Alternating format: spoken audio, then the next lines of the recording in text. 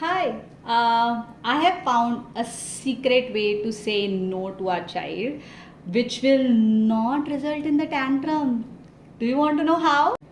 The sandwich rule. So you have a yes, you put your no in between and top it with a yes. It is that simple. Let me give you an example.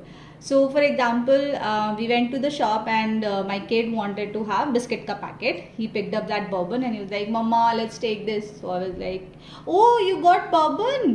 Acha, I like it too. So you love it now?" Like, "Yeah, I love it." तो मैंने कहा, हाँ, we can have it, but हम तो लेकिन weekend को ही खा सकते हैं. So he was like कि अच्छा. So I told him, let's not take it today, and what I'll do is I'll get it for you on the weekend and then we'll both share.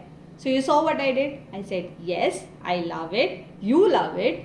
No, we can't take it today. Yes, we can have it in the on the weekend. So you got a yes, you put your no, you put it back with a yes layer, and there you go, your sandwich rule. Try it and let me know if it works for you.